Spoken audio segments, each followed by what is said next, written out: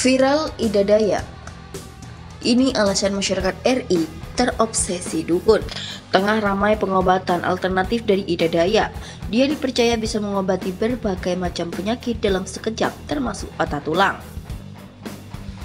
Ibu Ida Dayak tampil dengan busana khas Dayak. Saat mengobati, ia juga menggunakan minyak yang dipercaya bisa membantu menyembuhkan. Sebetulnya pengobatan Ida Dayak tidak memiliki landasan keilmuan.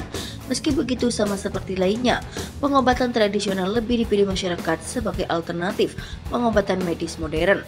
Tak heran kalau pengobatan jenis ini semakin berkembang pesat dan digandrungi oleh masyarakat. Jauh sebelum pengobatan modern, jenis pengobatan tradisional sesungguhnya telah terserap di masyarakat.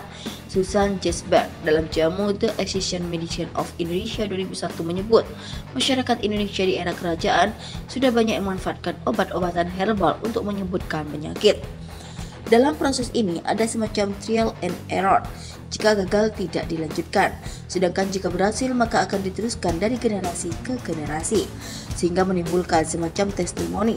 Akibat keberadaan testimoni itulah masyarakat percaya kalau pengobatan tradisional memang terbukti ampuh.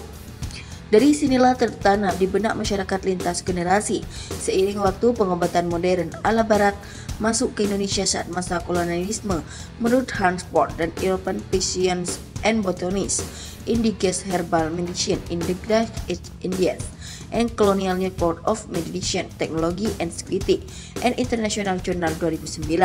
Pada titik inilah masyarakat punya dua opsi pengobatan, modern atau tradisional. Meski begitu, tetap saja mereka memilih opsi tradisional. Penyebabnya karena mereka masih asing dengan pengobatan modern. Mereka takut terhadap obat-obatan kimiawi dan tindakan invasif dokter, seperti pembedahan. Selain itu, pengobatan lewat dokter pun dinilai sangat mahal dan aksesnya sulit. Alhasil, masyarakat memilih pengobatan tradisional sebagai opsi terbaik dengan cara tradisional. Mereka merasa lebih tenang karena sudah terbukti banyak testimoninya, dan saat pengobatan dibarengi dengan ayat-ayat keagamaan, khususnya Islam, yang membuat mereka tenang.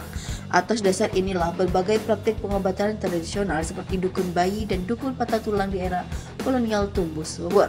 Jika mengacu pada narasi historis, maka orang-orang yang datang ke Ida Dayak didasarkan pada tumbuhnya rasa asing dan takut akan pengobatan modern dan faktor biaya. Terkait hal terakhir, memang logis ketika masyarakat enggan berobat ke dokter karena masalah uang. Irfan Adani dan eksistensi dukun dalam era dokter spesialis 2013 menyebut, pada kondisi ini dukun dinilai lebih unggul karena mampu mengobati beragam penyakit hanya lewat satu orang.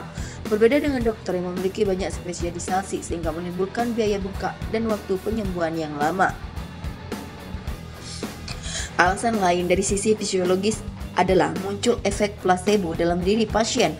Laman Harvard Medical School menjelaskan placebo adalah efek fisiologis yang membuat otak yakin dirinya sembuh dalam proses pengobatan. Placebo mungkin membuat Anda merasa lebih baik, tapi tidak akan menyembuhkan Anda.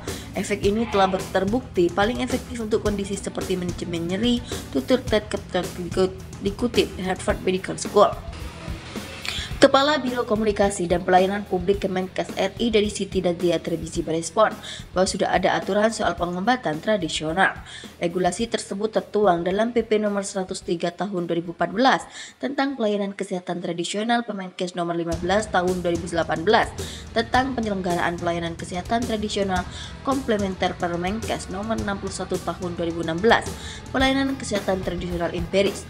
Persoalan pelayanan kesehatan tradisional integrasi dengan layanan kesehatan konvensional juga diatur dalam Kemenkes nomor 37 tahun 2017.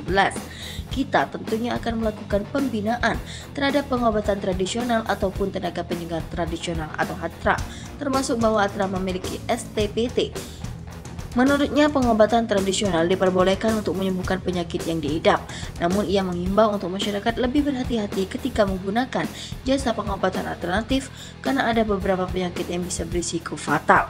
Kita lakukan pembinaan supaya masyarakat tidak dirugikan.